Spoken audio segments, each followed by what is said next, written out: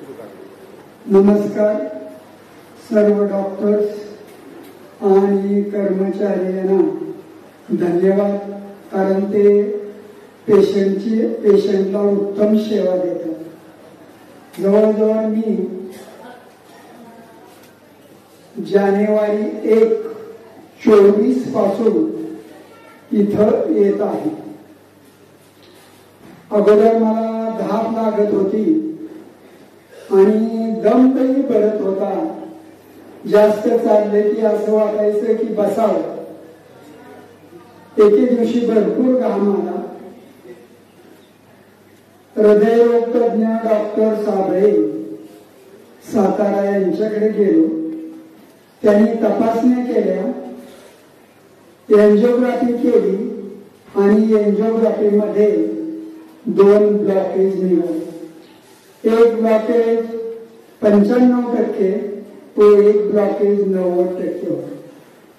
त्यांनी सांगितलं की ताबडतोब ऍडमिट व्हा, 5 लाख रुपये भरा आणि एंजिओप्लास्टी करून घ्या. मी त्यांना सांगितलं की एंजिओप्लास्टी केल्यानंतर गॅरंटी खात्री काय आहे का, पुन्हा असं होणार नाही, किंवा जीवाची खात्री देताय का? तर म्हणजे आम्ही तसं खात्री देत नाही. मग ठीक आहे म्हणलं, कशासाठी मग ऑपरेशन तरी करायचं, एंजिओप्लास्टी करायची. तोपर्यंत एक व्यक्ती इथून गेली अनुभव घेऊन, ती व्यक्ती भेटली. त्या व्यक्तीने सांगितलं की अजिबात एंजिओप्लास्टी करू नका. एंजिओप्लास्टीमुळे पुढेही 5-6 वर्षांनी 10 वर्षांनी त्रास होतो. त्यापेक्षा म्हटलं, विचार केला कशाला शरीर आदू करून घ्यायचं. चालू रनिंग माझं एज 74 वर्ष, भरपूर जगलो असा विचार केला, काय होईल ते होईल. आणि विश्वास ठेवून इथं या शिंदे मळ्यामध्ये शिंदे डॉक्टरांच्याकडे पेडिशन थेरपी घेण्यासाठी आले. प्रत्येक महिन्यामध्ये 1 सलाईन स्वस्त, आणि तेही फक्त 900 रुपये. पहिले सर्व कागदपत्र दाखवले आणि हार्टो म्हणून एक गोळी सुरू केली आणि सुधारस म्हणून लसूण वगैरे याचा जो अर्क आहे तो अनुषापोटी 2 वेळा घ्यायचा म्हणून सांगितलं. तिथून सुरुवात झाल्यानंतर मला साधारणतः जानेवारी महिन्यामध्ये 4 सलाईन झाल्यानंतर जवळजवळ 25% आराम पडला. दम लागायचा कमी झाला. चालायला भरपूर लागलो. शेतात कामही करायला लागलो. नंतर जसजसे सलाईन वाढत गेल्या तस तसं माझ्या 25 सलाईन झाल्यानंतर इथंच डॉक्टरांनी रक्त चेक केलं. पुन्हा मुंबईलाही रक्त चेक करण्यासाठी पाठवलं आणि पाठवल्यानंतर त्याचे रिपोर्ट 8 दिवसांनी आले. त्या रिपोर्ट मध्ये असं आलं की एकदम उत्कृष्ट तुमच्या व्हेन आहे, कुठेही अडथळा नाही.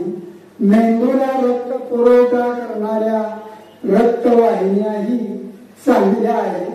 त्यामुळं डॉक्टरांनी सांगितलं की भविष्यात तुम्हाला पॅरालिसिस सारखा अटॅक कधीच येणार नाही. आणि खरोखरच त्या डॉक्टर्सना येथील दवाखाना ज्यांनी सुरू केलेला आहे की गरिबांसाठी थोडक्यात कमी किमती की 5-6 लाख घालवण्यापेक्षा 5-25 हजारांमध्ये तो पेशंट अगदी क्लिअर होतो. माझंच उदाहरण, मी 10 महिन्यामध्ये अगदी आता ओके आहे. कितीही धावलो पळालो तरीही मला दम लागत नाही. शिवाय आहारही व्यवस्थित जातो. दिवसभर काम केलं तरीही मला दम लागत नाही. तरी आपण खरंच ज्या डॉक्टरने सांगितलेलं जे ट्रीटमेंट आहे किंवा किती सलाईन द्याव्या लागतील, काय सलाईन द्याव्या लागतील, तितके दिवस सलाईन जर पूर्ण केलं तर ती व्यक्ती इथून पूर्णपणे बरी झाल्याशिवाय राहत नाही. सर्वांना पुन्हा एकदा धन्यवाद. आता महिन्याने येतो तरी माझ्या शरीरामध्ये दम लागणं वगैरे काही नाही. अगदी मी 74 वय असून सुद्धा अगदी उत्कृष्टपणे काम करतो. तरी सर्व पेशंटना माझी अशी विनंती राहील की या डॉक्टरांनी जो सांगितलेला कोर्स आहे तेवढ्या सदायन घ्या. सदायन घेतल्यानंतर तुम्ही अगदी 100% बरे झाल्याशिवाय राहणार नाही. तो एके दिवशी जाणारच आहे. मग कोणी असो, राजा असो, रंक असो, कोणी असो, तर त्या पेशंटने एकच पथ्य पाळायचं महत्वाचं की मन खंबीर ठेवायचं. कुठल्याही गोष्टीचं टेन्शन घ्यायचं नाही. पैसा कमी असेल, प्रपंचाचं, मुलाबाळांचं, कुणाचंही टेन्शन घ्यायचं नाही आणि बिनधास्त मध्ये जगायचं. तुम्हाला काही होत नाही. तुम्ही या औषधांना अगदी 101% बरे होत आहात. त्यामुळे टेन्शन मध्ये राहू नका. आपण जर टेन्शन घेतलं तर खाल्लेल्या आहाराचा सुद्धा शरीराला उपयोग होत नाही. घेतलेल्या औषध गोळ्यांचा सुद्धा उपयोग होत नाही. तुम्हाला अनुभव असेल, मलाही अनुभव आला की 15 दिवसात डॉक्टरने सांगितल्यानंतर की बाबा ब्लॉकेज आहे म्हटल्यानंतर मला चालताही येत नव्हतं. इतकं टेन्शन मध्ये, म्हणजे आता आपण संपलोच हा विचार मनामध्ये यायचा.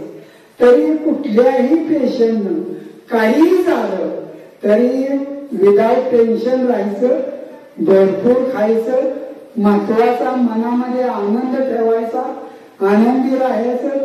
पोरा बाळात, नातवा सुनात अगदी आणि चिडचिडपणा आणि रागावणं मात्र सर्वांनी सोडून द्यायचं.